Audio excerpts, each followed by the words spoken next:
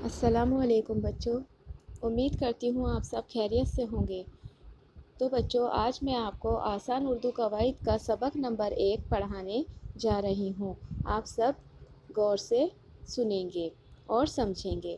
سبق نمبر 1 آئیے دہرا لیں۔ تو بچوں، آج ہم اس سبق میں پڑھیں گے، آپ نے جو اپنی پچھلی درجہ یعنی درجہ سوم میں پڑھا ہے وہی سب آج ہم یہاں پر دہرائیں گے۔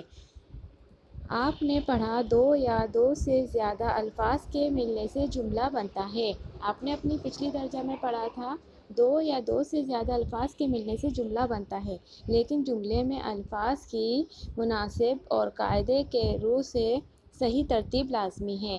یعنی جملہ جب بنتا ہے جب لفظوں کی ترتیب صحیح ہو، یعنی الفاظ جملے میں اس ترتیب سے آئیں کہ مطلب سمجھ میں آ سکے، جیسے ذاکر صبح اسکول جاتا ہے۔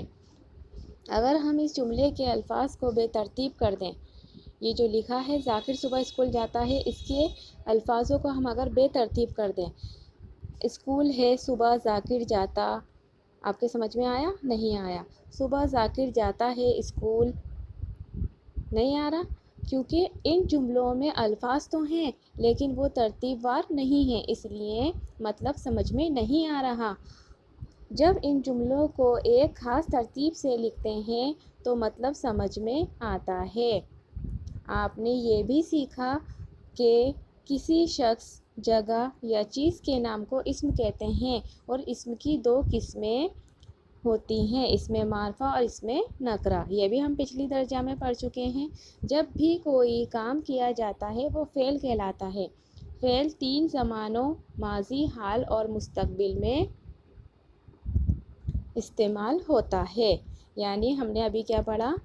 جملہ بنانا، اسم کی تعریف اور فعل کی تعریف، جو کہ ہم پچھلی درجہ میں پڑھ چکے ہیں۔ اسی طرح جو لفظ کسی اسم کی برائی یا بھلائی یا کوئی اور خوبی بیان کرے اسے صفت کہتے ہیں۔ جب ہم جملے میں کسی شخص، جگہ یا چیز کا نام لیتے ہیں تو بار بار اس نام کو استعمال نہیں کر سکتے۔ نام کے بدلے وہ، تم، میں، ہم، اس کا، اس کی وغیرہ الفاظ کا استعمال کرتے ہیں۔ یہ الفاظ جو ہم اسم کی جگہ استعمال کرتے ہیں کیا کہلاتے ہیں؟ ضمیر کہلاتے ہیں۔ امید کرتی ہوں بچوں آپ کو یہ سبق سمجھ میں آ گیا ہوگا۔ اب ہم اس کی مشق کریں گے جو آپ کو بھی اپنی بک میں مکمل کرنی ہے۔ مندرجہ ذیل الفاظ کے مجموعے میں با مطلب جملے کے سامنے صحیح کا نشان لگائیے۔ وہ بندر ہے ایک، کیا یہ جملہ صحیح ہے؟ نہیں۔ میں ایک طالب علم ہوں، یہ جملہ آپ کو ترتیب وار دکھ رہا ہے تو یہاں ہم صحیح کا نشان لگا دیں گے۔ عمران آئس کریم کھانے، آپ کو سمجھ میں آ رہا ہے؟ نہیں، کچھ نہیں کریں گے۔ ہم آ رہے دونوں ہیں، تو اس میں آ جائے گا، کچھ بھی نہیں آئے گا، اس میں رانگ ہے یہ۔ تمہارا نام کیا ہے، یہ جملہ ہمیں سمجھ میں آ رہا ہے تو ہم یہاں پر لکھیں گے رائٹ، یہاں رائٹ کا نشان لگا دیں گے۔ اگلی مشق ہے مندرجہ ذیل تصویروں کے نیچے اسم معرفہ اور اسم نکرہ لکھیے۔ سب سے پہلے میں آپ کو اسم معرفہ اور اسم نکرہ کا فرق واضح کر دیتی ہوں۔ اسم معرفہ جو بھی خاص چیزیں، مخصوص چیزیں اپنی کسی خوبی کے لیے جانی جاتی ہیں وہ اسم معرفہ کہلاتی ہیں، اور اسم نکرہ وہ چیزیں جو ہم تعداد کے ساتھ دیکھتے ہیں، عام ہوتی ہیں، ان کو ہم کیا کہتے ہیں؟ اسم نکرہ۔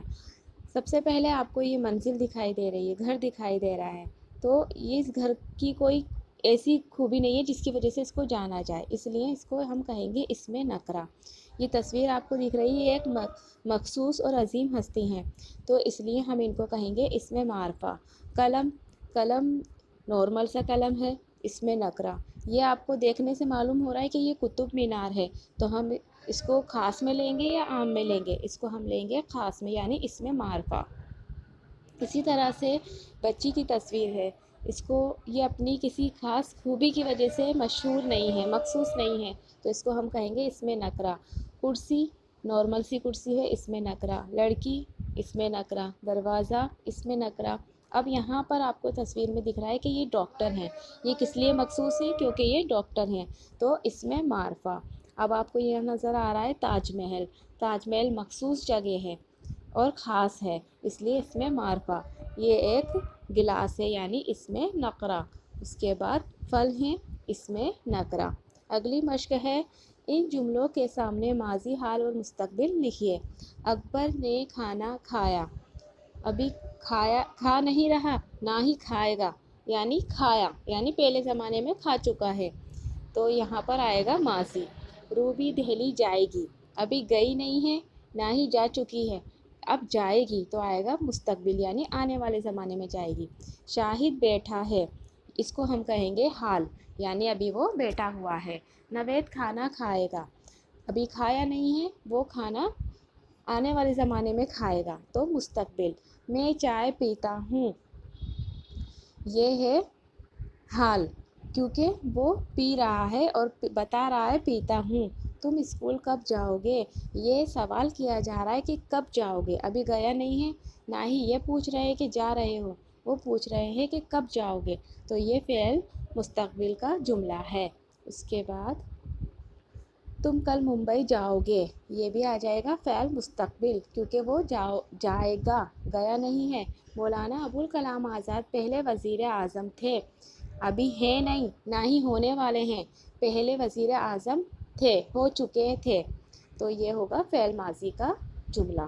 اس کے بعد ضمیر کی تعریف بیان کیجیے، تو اس کا جواب میں نے یہاں لکھ دیا ہے۔ اسم کی جگہ استعمال کیے جانے والے لفظوں کو ضمیر کہتے ہیں، مثلاً میں، تم، یہ، وہ وغیرہ۔ امید کرتی ہوں بچوں آپ کو میرے ذریعے پڑھایا گیا یہ سبق سمجھ میں آ گیا ہوگا۔ اب آپ کو یہ ورک جو میں نے یہاں پر کیا ہوا ہے آپ کو اپنی بک میں فل کرنا ہے۔ اگلی درجہ میں پھر ملاقات ہوگی۔ اللہ حافظ۔